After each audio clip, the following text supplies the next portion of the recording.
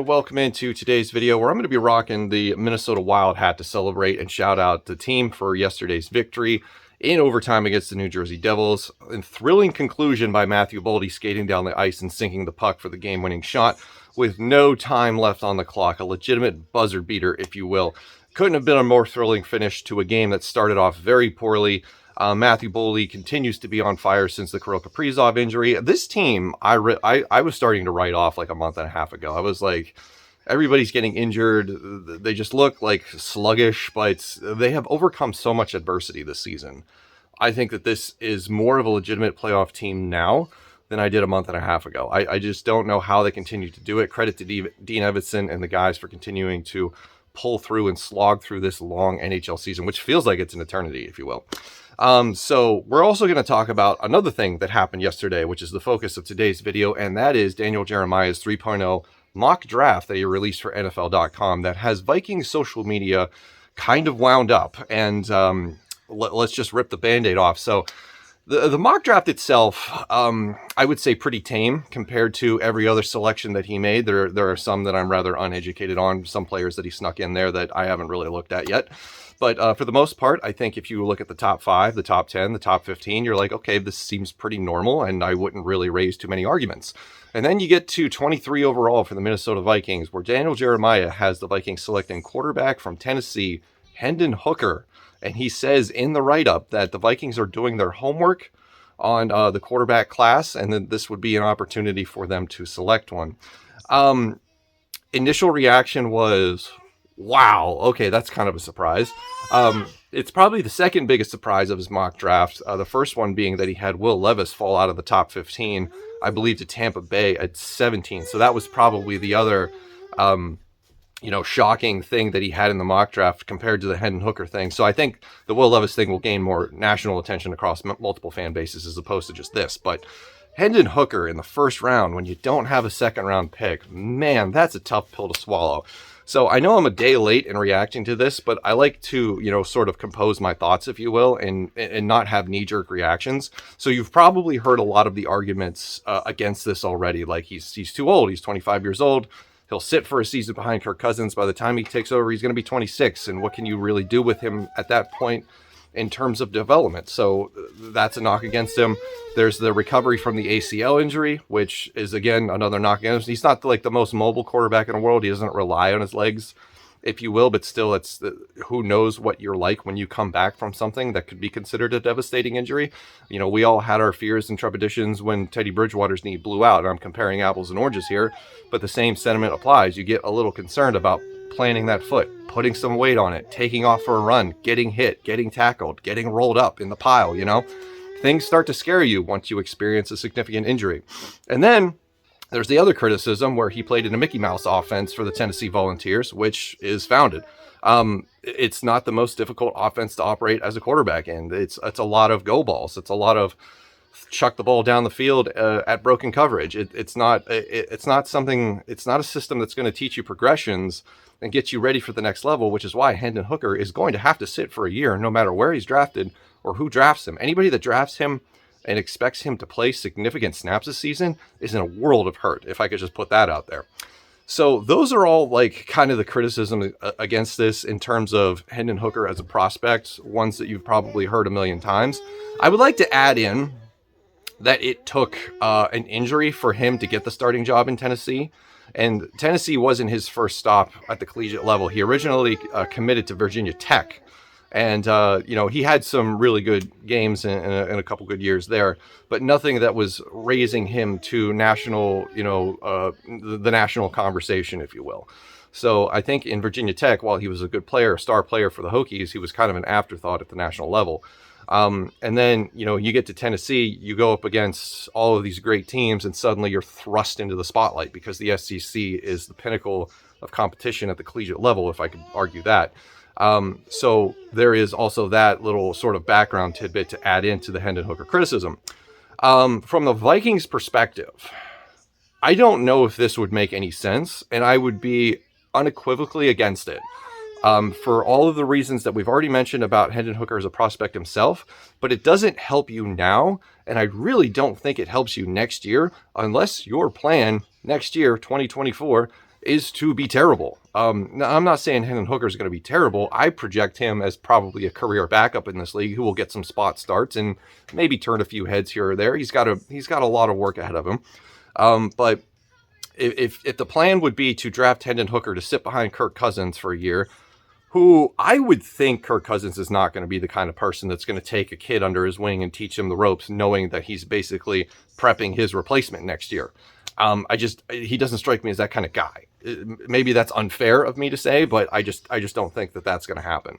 And then Hendon Hooker would be taking over a roster that's probably not going to be very good next year because of all the dead cap space that's coming up. Now they pushed some void years onto Byron Murphy's contract today, and then I read today on the ESPN alert that Harrison Smith's contract was a significant pay cut. So like cap space opportunities are opening up, but I'm just worried about what's going to be available to build around a 26-year-old quarterback who doesn't have like elite athleticism traits, if you will. He's got the body type for it, 6'3", 220 plus pounds, but I just don't know. It seems like a bad idea. Maybe, for the Vikings to do this, I think that this would be kind of a repeat of the Christian Ponder experience, because if you enter a draft and you're like, well, we need one, we might as well just get one. We don't want to miss out. We'll just take whatever the best one is left. That's not good draft strategy. I think that this would put Kwesi Adofo-Mensah and Kevin O'Connell equally in a position that could compromise their jobs in the future. So I think that this would be a bold move. It would be a super risky move. I think it's high risk, low reward, in my opinion. And I don't think that Kwesi's the kind of guy that has the capacity to tether himself to this type of a prospect this early on in his tenure as the general manager of the Minnesota Vikings. I think that he's smarter than that. I think that the analytics will tell him differently. If you want to trade back into the second round and do this, turn him into a day 2 pick, I'm fine with that. A lot of people will argue against that because if you're not drafting him in the first round, you're losing that 5th-year option. I'm kind of starting to slowly back away from the 5th-year option as being a talking point, as a necessity to draft a quarterback in the first round, because the 5th-year option represents an opportunity to add an additional year of team control, but at an expensive rate. Like I think like the 5th-year option could be somewhere close to $20 million. Somebody could correct me if I'm wrong, but I know it's expensive. Whereas the other opportunity is just to do an extension in year 4 and have those cap hits spread out, and do like a lot of other teams do. Like that first year, that second year, the third year, the cap hits are workable, and then the 4th year is where you got to revisit everything and fix the rob Peter to pay Paul situation, where you were stealing from money from the future to save in the present. So I don't know if that's necessarily an argument that's going to win me over anymore. So like a day 2 pick for Hendon Hooker, yeah, sign me up. I could deal with that. And then in closing, I'll leave you with this tidbit. A lot of people have also speculated and said that Daniel Jeremiah isn't doing this just for funsies.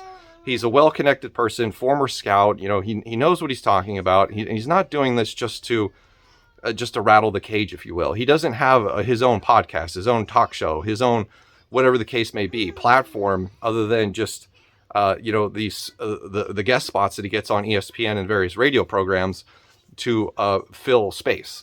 This isn't something that he's doing just to create noise. I think that he's plugged in enough to where the takeaway from this should be that his first line in the write-up under the Hendon Hooker selection is what this is all about, is that the Vikings are exploring their options with this quarterback class, and they're doing all that they can to make sure that they have adequately assessed what is coming into the draft this year. I don't think this is about specifically Hendon Hooker. I think he threw in a quarterback here to accentuate that point. Think back a couple drafts ago when Mekhi Becton was drafted, and prior to that draft, Daniel Jeremiah was the first one to be like, Mekhi Becton, the league loves him. Here's my new mock draft. He's 4th overall to the Giants. And everybody's reaction to that was visceral, right? Everybody was like, holy cow, what the hell is he thinking? Mekhi Becton is so unpolished. And then as the days and weeks went by, everybody sort of kind of bought into it, right? And then it happened. He went, I think, top 10 to the New York Jets. I don't remember exactly the selection he was picked at, but he went top 10. And prior to that mock draft where Daniel Jeremiah had him 4th overall, he was middle of the first round, late first round, 20s maybe. And then all of a sudden, he went all the way to the top because He was plugged in, and he knew, and that's what he had heard. That's what executives were telling him, that the league was very into Mekhi Becton. And then, surprise, he went top 10 in the draft. So I'm not saying that that's necessarily a repeat, but we do have evidence to suggest that Daniel Jeremiah knows what he's talking about. Do I expect this to come true? No, absolutely not. I don't expect this to come true for all the reasons that we talked about, and the fact that mock drafts are a crapshoot. You're going to have to look far and wide for people who do this to have a success rate to intrigue us enough that we can take this as gospel. I think that there's an opportunity. There always is. But is it set in stone? Is it a high probability? Would I bet on this with real life money? No, I wouldn't do any of that. So that's going to do it for me. Let me know what you guys think in the comments below. I also think that we need to, as fans, not just our fan base, but like fans in general, need to like take a step back and stop looking at things like this, published media like this, or like trade rumors as personal affronts or attacks on us, because that's not what this is about. Because I'm just kind of referencing the Lamar Jackson rumors that came out on Monday from Jeremy Fowler at ESPN, saying the Vikings were a wild card to potentially acquire him. And then everybody on Vikings social media flipped their shit because they don't like Lamar Jackson. And they go out and they argue, Kirk Cousins so much better. Kirk Cousins so much better. How can you argue this? And I didn't make a video on that because I was like, I've already talked about Lamar Jackson. It doesn't make sense to talk about this again until there's some actual real movement on this issue. But there's no need to freak out about any of this, right? What you want to do is do what we just did here. We had a almost 12-minute discussion about Hendon Hooker. I think everything that we talked about today was very reasonable, and we're not like flipping out over this. Like, it's a reasonable discussion to be had. And keep in mind, the NFL's a business. They're not here to placate you, the fan. So if they trade for Lamar Jackson or they draft Hendon Hooker, it's because they're making decisions that they feel is going to keep them employed, because that's what it's ultimately all about. So just throwing that out there into the wild for everyone. So that's going to do it for me. Let me know what you guys think. I'll see you in the next one. Thanks for watching.